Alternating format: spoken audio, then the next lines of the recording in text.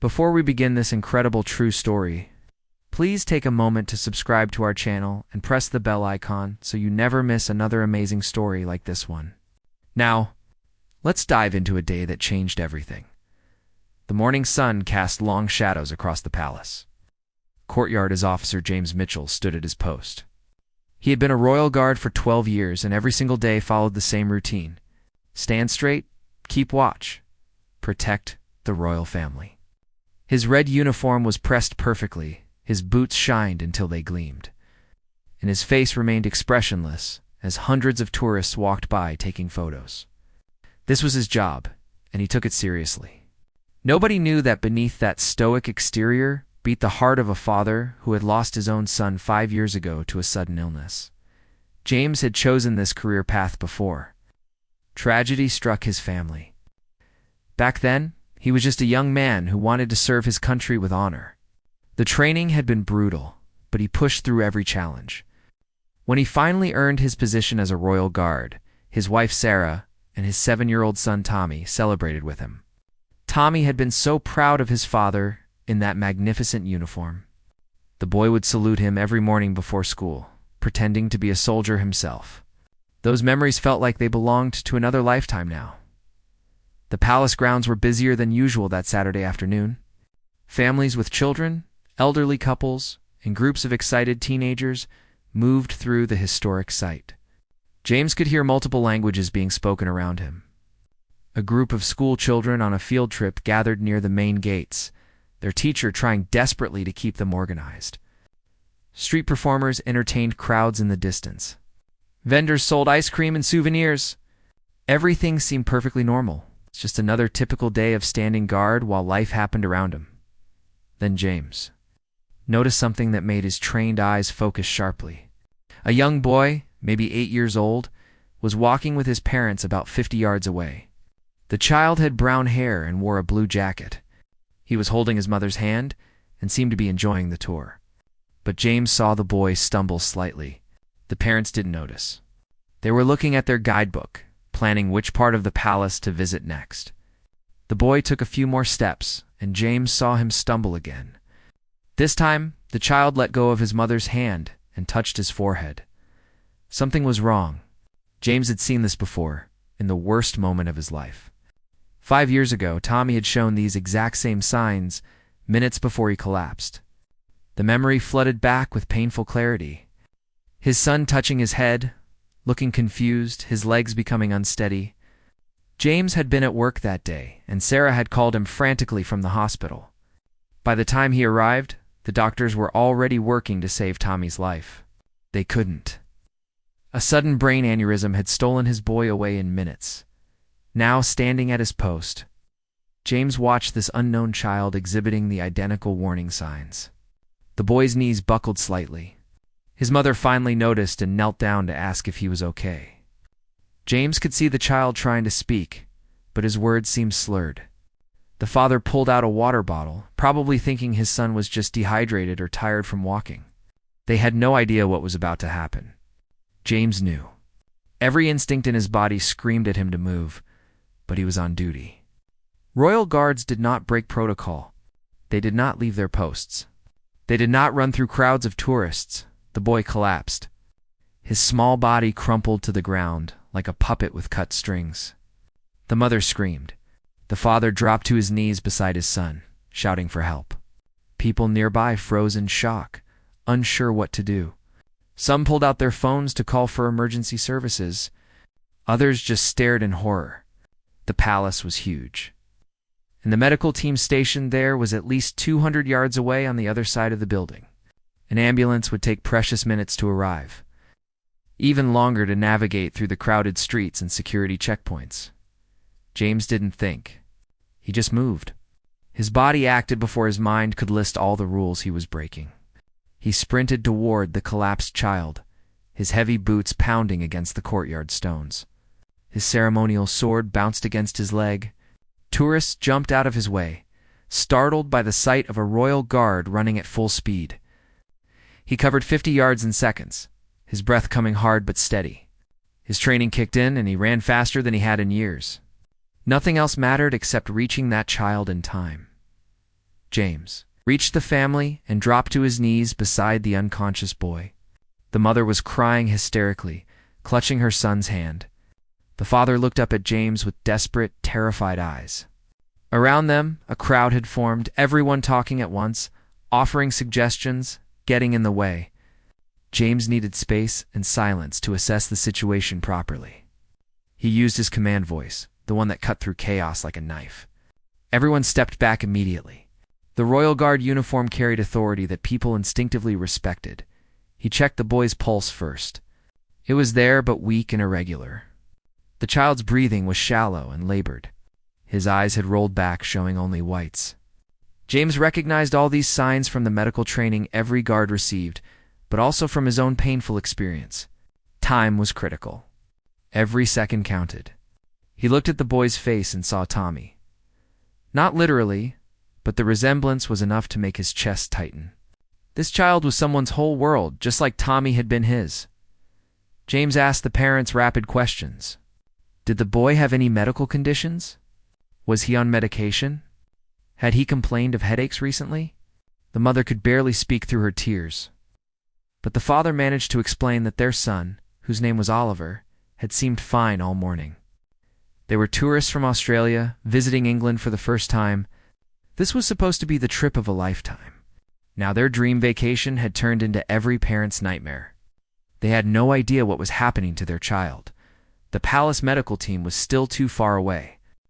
James could see security guards running toward them from different directions. But they would arrive with the same limited first aid supplies he had access to. What this child needed was a hospital immediately. James made a split-second decision that would haunt him later. He carefully positioned Oliver in the recovery position to protect his airway. Then he stood up and scanned the crowd. He needed someone with medical training, anyone who could provide more help than he could. A woman pushed through the crowd. She identified herself as Dr. Rachel Foster, a pediatric emergency physician who happened to be visiting the palace with her family. James had never been so grateful to see another person in his entire life. Dr. Foster took one look at Oliver and immediately understood the severity. She suspected a brain bleed or severe seizure disorder. She began giving instructions while checking Oliver's vital signs with practiced efficiency. Her calm professionalism provided a small measure of comfort to the panicked parents. But Dr. Foster needed equipment they didn't have. She needed an ambulance with proper emergency medical supplies. She needed to get this child to a hospital with a pediatric intensive care unit within minutes, not hours. James pulled out his radio and contacted palace security, demanding they expedite the ambulance that had already been called.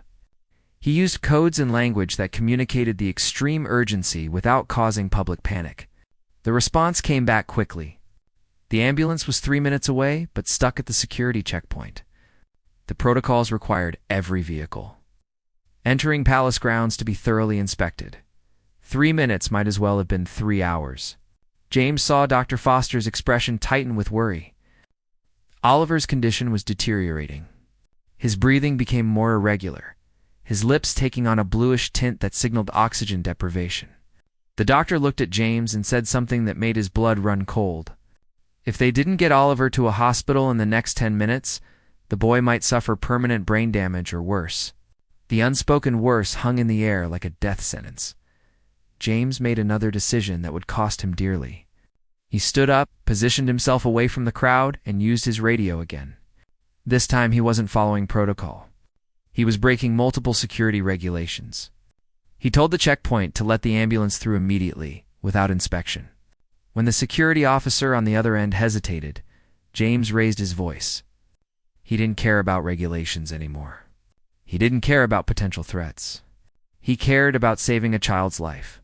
He gave a direct order, using his rank and authority to override standard procedures. The ambulance came screaming through the palace. Gates 90 seconds later. The paramedics jumped out and rushed to Oliver with their equipment.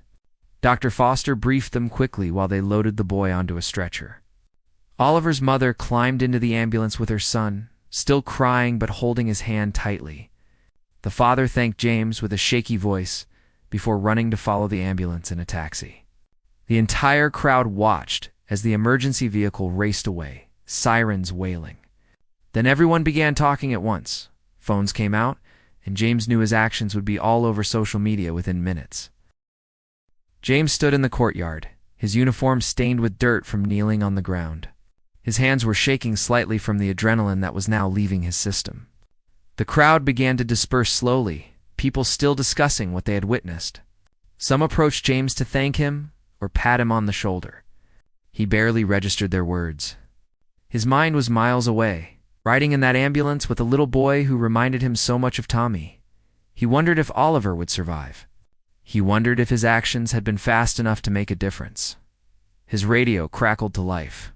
The voice on the other end was clipped and formal. His commanding officer, Captain Reynolds, ordered him to return to headquarters immediately. James felt his stomach drop. He knew what was coming. By breaking protocol and ordering the checkpoint to bypass security procedures, he had violated fundamental regulations. The palace guard operated on strict rules for very good reasons. Security threats were real, and every vehicle entering the grounds needed to be inspected. James had circumvented that system based on emotion and instinct rather than protocol. The walk to headquarters felt longer than usual. Other guards he passed looked at him with mixed expressions. Some showed sympathy, understanding why he had acted. Others looked disapproving, clearly believing he had crossed a line that should never be crossed. James had worked with these men and women for over a decade. They were his second family after he lost Tommy. But he also knew that military discipline was not negotiable. Rules existed to prevent chaos, and he had broken those rules in front of hundreds of witnesses and countless cameras. Captain Reynolds sat behind his desk, his face unreadable. 2 other senior officers were present, along with someone from palace administration. James stood at attention, his back straight despite the exhaustion pulling at him. The questioning began immediately. Why did he abandon his post?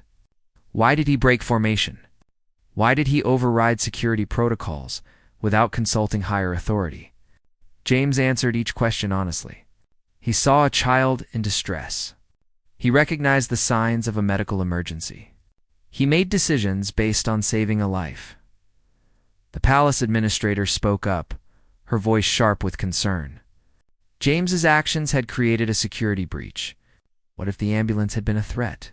What if other vehicles now expected to bypass inspection during emergencies? What if terrorists or criminals saw this as a weakness they could exploit? James understood her points, but he also understood something she apparently didn't. Sometimes you had to choose between following rules and doing what was right. He would make the same choice again. Even knowing the consequences he now faced, Captain Reynolds dismissed the other officers and the administrator. Once the door closed, his stern expression softened slightly. He told James something he hadn't expected to hear. The captain understood why James acted the way he did. Any father would have done the same. But understanding didn't change the fact that serious regulations had been violated. An investigation would be launched. James would be suspended from active duty pending the outcome. He needed to surrender his uniform and weapon. The words hit James like physical blows. 12 years of dedicated service, and now he faced possible termination. James removed his ceremonial sword and placed it on the captain's desk. He unbuttoned his red jacket slowly, each button feeling heavier than the last. This uniform had been his identity for over a decade. It represented everything he valued: honor, duty, service, protection. Wearing it had given him purpose after Tommy died. Standing guard at the palace had provided structure when his life felt like it was falling apart. Now he was handing it all in because he chose to save a child's life. The irony wasn't lost on him. Walking out of palace headquarters in civilian clothes felt strange and wrong.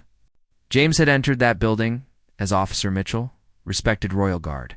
He left as just James, a suspended employee under investigation. News crews had gathered outside, having caught wind of the story from social media posts. Reporters shouted questions at him. Cameras flashed. James kept his head down and pushed through the crowd without commenting. He had been trained to handle many situations. But being at the center of a media storm wasn't one of them. His phone had been buzzing constantly. He finally checked it when he reached his car. Hundreds of messages and notifications filled his screen. The video of him sprinting across the courtyard had gone viral. People were calling him a hero. Others were debating whether he should be punished or praised. News articles were already being published with headlines about the royal guard who broke ranks to save a child. Some supported him completely. Others argued he had created a dangerous precedent. The internet had turned his split-second decision into a global controversy. But James didn't care about any of that. He scrolled through his messages looking for one thing only: information about Oliver. Finally, he found a message from Dr. Foster, who had somehow tracked down his contact information. She wanted him to know that Oliver had made it to the hospital. The boy was in surgery. The doctors had discovered a ruptured brain aneurysm, exactly what James had suspected. The prognosis was uncertain, but Oliver was alive because of how quickly he received medical attention. Those precious minutes that James had fought for might have saved the boy's life. James drove home in a daze. The familiar route through London streets passed by unnoticed. His mind replayed the day's events over and over. Had he done the right thing? His heart said yes, absolutely. His training said the situation was more complicated. When he finally pulled into his driveway, he sat in the car for several minutes before going inside. How would he explain this to Sarah? She had already lost so much.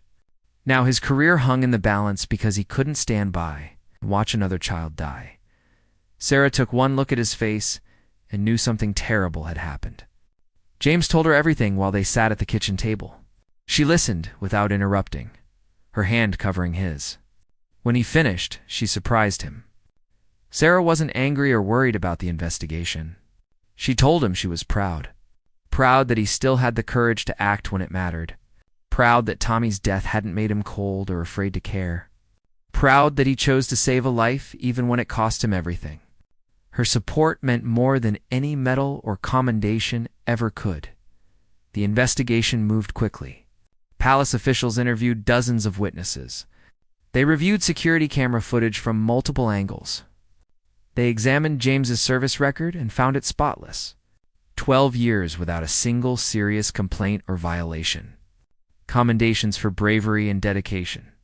Positive evaluations from every commanding officer he had served under. The investigators also interviewed Dr. Foster, who provided expert testimony about how critical timing had been for Oliver's survival.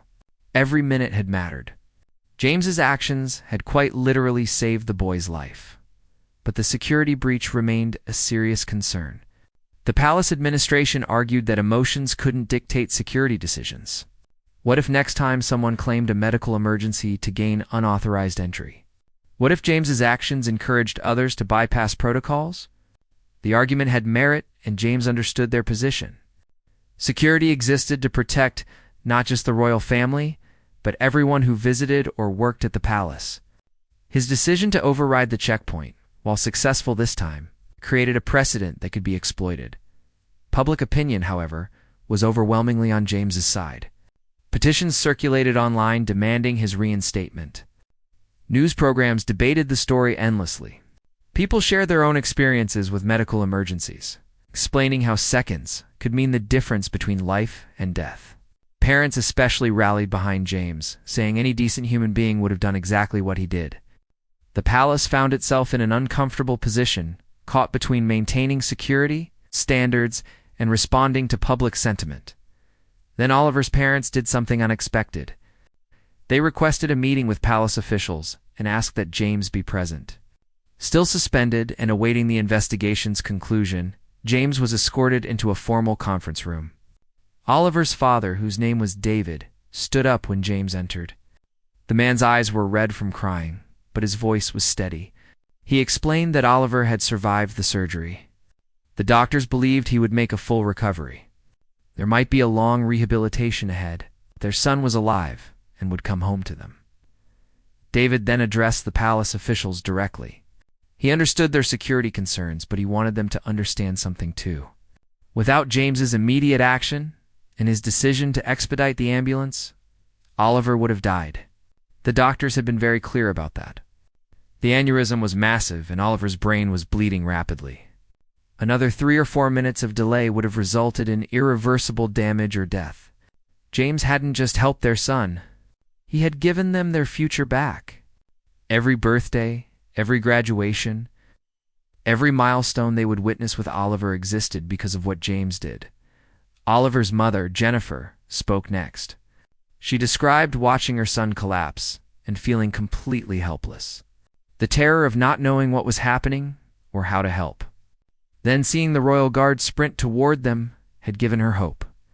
James's calm authority and quick thinking had provided stability in the worst moment of her life. She didn't care about security protocols or regulations. She only cared that a good man had chosen to save her child when he could have stayed at his post and followed rules. She looked directly at the palace administrator and asked a simple question. What price could they put on a child's life?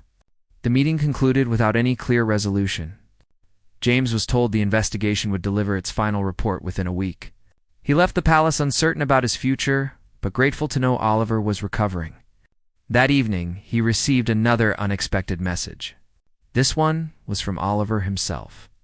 The boy had recorded a short video from his hospital bed. His head was bandaged and he looked pale and weak, but he was smiling.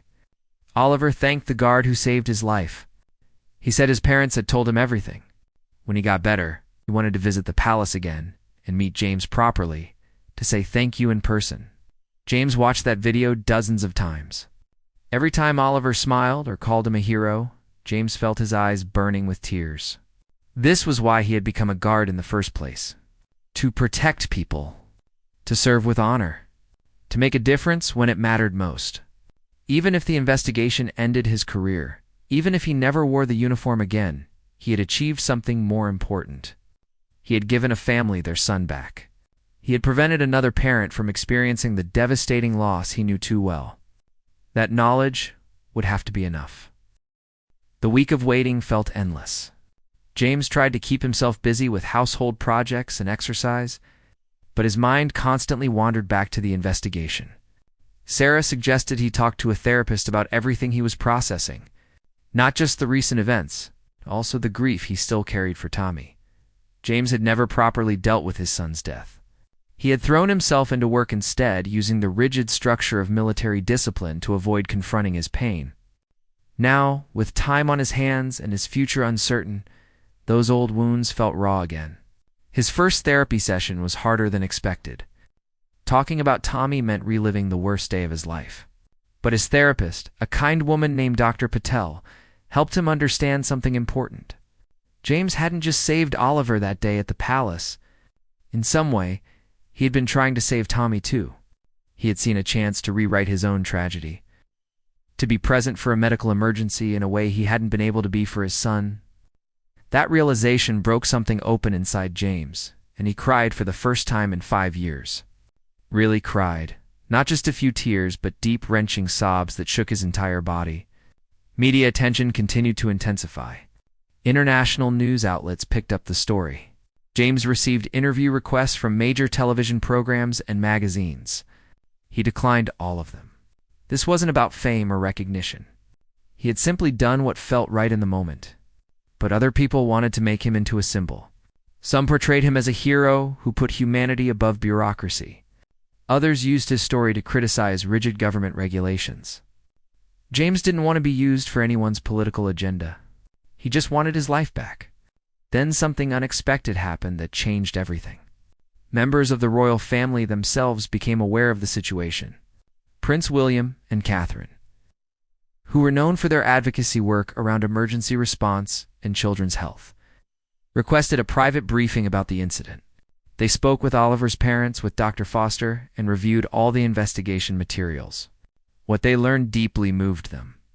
Here was a guard who had served with distinction for 12 years and made a split-second decision that saved a child's life.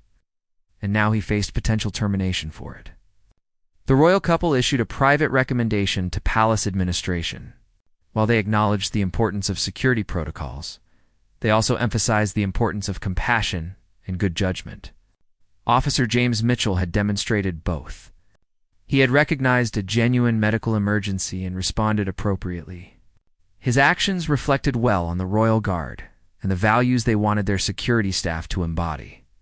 They recommended that James be reinstated with commendation rather than punishment. The recommendation carried significant weight. though the final decision still rested with palace security leadership. Captain Reynolds called James personally to deliver the news. The investigation had concluded. After reviewing all evidence and considering input from multiple sources including the royal family, palace administration had reached a decision. James would be reinstated to full active duty. There would be no disciplinary action on his permanent record. Instead, he would receive a formal commendation for exceptional service and quick thinking in an emergency situation. Additionally, new protocols would be developed to better handle medical emergencies on palace grounds. With James's input requested for those guidelines, James couldn't speak for several seconds. He had prepared himself for the worst possible outcome. To hear that he would not only keep his position, but be recognized for his actions, felt surreal. Captain Reynolds continued. The security breach issue had been addressed by implementing new emergency codes that would allow expedited access for medical vehicles while maintaining essential security measures. James's decision had actually improved their emergency response capabilities by highlighting a weakness in existing protocols. Sometimes breaking the rules revealed where new rules needed to be written. The formal reinstatement ceremony was scheduled for the following week. James would receive his uniform back and return to active duty, but before that happened, he had something important he needed to do. Oliver had been released from the hospital and was staying with his parents at a hotel while continuing outpatient therapy. James reached out to David and Jennifer, asking if he could visit. They immediately agreed. Oliver had been asking about the guard who saved him constantly. The boy wanted to meet his hero properly. James arrived at their hotel with butterflies in his stomach. He wore civilian clothes and carried a small gift, a toy Royal Guard figurine that he thought Oliver might enjoy. David answered the door and shook his hand warmly. Jennifer hugged him like he was family. Then Oliver appeared from the bedroom, walking slowly but steadily. The boy's head was still bandaged, but his eyes were bright and alert. When he saw James, his entire face lit up with the biggest smile. Oliver rushed forward and hugged James around the waist. The boy was talking rapidly, telling James about the surgery and the doctors and how everyone at the hospital had told him how lucky he was. James knelt down to Oliver's level, and they talked for over an hour. Oliver wanted to know everything about being a royal guard, what the uniform felt like, how long the training took, whether James had ever met the Queen. James answered every question patiently, enjoying the boy's enthusiasm and endless curiosity. This was what he had saved. Not just a life, but a personality, a future, a whole world of possibilities. The reinstatement ceremony took place in the palace's formal ceremonial hall. James stood at attention in his red uniform, which had been cleaned and pressed to perfection. Captain Reynolds read the official commendation aloud, citing James's quick recognition of a medical emergency, his immediate response, and his decisive action that resulted in saving a child's life. The document praised his judgment, courage, and commitment to protecting all people on palace grounds. Senior officers pinned the commendation medal to his uniform, while dozens of his fellow guards watched and applauded. But the ceremony had an unexpected addition. Oliver and his parents had been invited to attend. When the formal proceedings concluded, Oliver was brought forward. The 8-year-old boy, still moving a bit carefully, but looking healthy and strong, presented James with a drawing he had made. It showed a royal guard in a red uniform running to help a child, with the words, "My Hero," written in crayon across the top. Oliver had signed it with his own name and drawn hearts around the border. James accepted the drawing like it was the most precious thing he had ever received. Because in many ways it was. Oliver's father gave a brief speech that had everyone in the room silent with emotion. He talked about being a parent and the profound terror of watching your child's life hang in the balance. He thanked James for seeing his son as a person worth saving rather than a potential complication to his duty. He emphasized that James had given their family the greatest gift imaginable, a future together. Every moment they would share with Oliver for the rest of their lives existed because one man chose compassion over protocol. The gratitude in David's voice was overwhelming and genuine. After the ceremony, James received congratulations from guards he had worked with for years. Many admitted they would have struggled with the same decision. The rules and regulations were so deeply ingrained that breaking them felt almost impossible. But they respected that James had trusted his instincts when it mattered most. Several younger guards thanked him for showing them that being a good guard meant more than just following orders. It meant understanding when to apply judgment and when to prioritize human life. Above all else, James returned to his regular duties the following week. Standing at his post felt different now. He wasn't just performing a job or following protocol. He was protecting people, really protecting them, in whatever way the situation demanded. Other guards noticed the change in him. He seemed more present, more engaged with the tourists walking by. Children especially seemed drawn to him. He would smile at them occasionally, and sometimes even wink when their parents weren't looking. The stoic, expressionless mask he had worn for 12 years had softened into something more human. The new emergency medical protocols were implemented across all palace grounds. James worked with medical consultants and security experts to develop clear guidelines for handling health emergencies. The system they created balanced security needs with the reality that medical situations required immediate response. Emergency vehicles could now be expedited through checkpoints when specific criteria were met. Medical personnel stationed at the palace received additional training and resources. James's experience had created positive changes that would benefit countless visitors in the future. Oliver and his family returned to Australia, but they stayed in touch with James. Video calls every few weeks where Oliver would excitedly tell James about school, his friends, and his recovery progress. The boy's hair had grown back over his surgical scar. His energy had returned completely. He was playing sports again and living the normal life of an 8-year-old. Every conversation reminded James of why he had made the choices he did. Every smile on Oliver's face justified the risk he had taken to his career. James also continued therapy with Dr. Patel. They worked through his grief over Tommy's death and helped him understand that he didn't need to carry that guilt anymore. Tommy's death had been tragic and unavoidable, but Oliver's survival proved that James had learned something from that loss.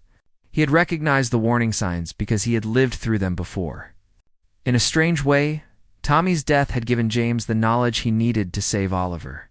That didn't make losing Tommy hurt less, but it gave his son's short life a meaning that brought James some peace. Sarah noticed her husband was different too. He laughed more easily. He talked about work with genuine passion instead of just going through motions. He had started volunteering with the Children's Hospital on his days off, teaching kids about the Royal Guard and bringing them toy soldiers and books. He was processing his grief in healthy ways and finding purpose in helping others. Their marriage, which had been strained by years of unspoken pain, began to heal. They even started talking about things they hadn't discussed in years. Small things like taking a vacation together or maybe even thinking about the future differently. The story of the Royal Guard, who ran 200 yards to save a collapsing child, gradually faded from news cycles. News stories took its place, as they always do. But for the people directly involved, the impact lasted forever. Oliver grew up knowing that a stranger had valued his life enough to risk everything for him. That knowledge shaped the kind of person he would become. David and Jennifer never forgot the man who gave them their son back. They made it their mission to support emergency response charities and advocate for better public access to medical training. James continued serving as a Royal Guard for many more years. He eventually became a training officer, responsible for teaching new recruits. He always told them the same thing during their first day. Rules and protocols existed for important reasons, and they should be followed. But the ultimate purpose of their job was to protect and serve people. If they ever faced a situation where following rules meant allowing someone to be harmed, they needed to trust their judgment and do what was right. Sometimes being a good guard meant having the courage to be a good human being first. Years later, when James finally retired from the Palace Guard, he received letters from people all over the world. Parents thanking him for reminding them what true heroism looked like. Medical professionals praising him for understanding the urgency of his actions. Young people telling him his story had inspired them to pursue careers in emergency services or military service. But the letter that meant the most came from Oliver, who was now a teenager studying to become a doctor. The boy wrote that James had not only saved his life that day, but had also shown him what kind of person he wanted to be. Oliver explained in his letter that he remembered very little from the actual event. His memories began later in the hospital. But his parents had told him the story hundreds of times. How a royal guard in a red uniform had sprinted across the palace grounds when everyone else just stood and watched. How that same guard had broken rules to make sure the ambulance reached him quickly. How one man's quick thinking and compassion had meant the difference between Oliver living or dying. That story had become part of Oliver's identity, a reminder that individual actions truly mattered. The teenager wrote that he wanted to spend his life saving others the way James had saved him. He wanted to be the person who acted when action was needed. He wanted to make split-second decisions that gave people their futures back. Oliver's letter ended with simple words that made James cry when he read them. "Thank you for teaching me that sometimes the bravest thing you can do is care enough to break the rules. I am alive because you did. I will spend my life making sure your choice to save me continues to matter." James kept that letter in his desk drawer and read it whenever he doubted whether his life had made a difference. The answer was always there in Oliver's words. One moment of courage had created ripples that extended far beyond what he could have imagined. The price he had nearly paid, his career, his reputation, his future, had seemed enormous at the time. But compared to what he had gained, it was nothing. He had saved a life. He had given a family their son. He had inspired a young person to dedicate himself to helping others. On quiet evenings, James would sometimes sit with Sarah and talk about how strange life could be. How one random Saturday at the palace had changed everything. How his own tragedy with Tommy had prepared him to recognize Oliver's emergency. How breaking the rules had turned out to be the most important thing he ever did. Sarah would remind him that he had always been that person, someone who cared deeply even when it cost him something. The uniform hadn't made him heroic. It had just given him the opportunity to show who he truly was. James also thought often about Tommy. The pain of losing his son never completely disappeared, but it had transformed into something different. A bittersweet ache that acknowledged both the loss and the love. He believed, or wanted to believe, that Tommy would have been proud of what his father did that day. That his son's short life and tragic death had somehow contributed to saving another child. It didn't make losing Tommy fair or acceptable. Nothing could. But it gave their story a connection to something larger, a reminder that even in tragedy, meaning could be found asterisk. The royal palace still stands with guards in red uniforms protecting its grounds. Tourists still visit by the thousands, taking photos and marveling at the history and tradition. New guards take their posts each day, standing straight and expressionless as they fulfill their duties. The routine continues as it has for centuries. But now, embedded in their training and protocols, is a lesson learned from one guard's decision on one crucial day. That protection means more than just following orders. It means being ready to act with courage and compassion. When a moment demands it, James Mitchell's name isn't. Widely remembered outside those who were directly involved or who studied the incident during their training. He never sought fame or recognition beyond his small circle. But his legacy lives on in the emergency protocols that now exist at the palace. In the guards who remember his example when they face difficult choices, in Oliver's medical career and the countless patients he would eventually save, in the reminder that sometimes the most heroic thing a person can do is simply refuse to stand by when someone needs help. The unexpected price of James's heroic rescue wasn't what anyone anticipated. It wasn't his career or his reputation, both of which survived and even flourished.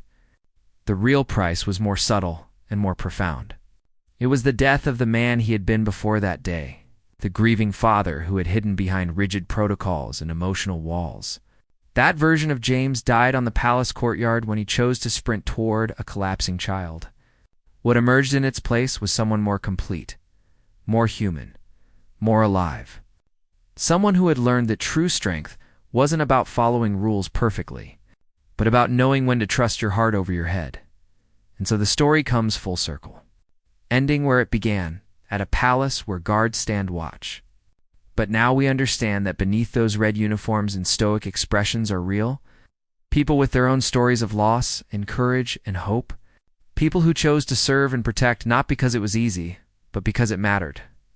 People like James Mitchell, who proved that sometimes the greatest act of duty is recognizing when duty must be set aside for something more important.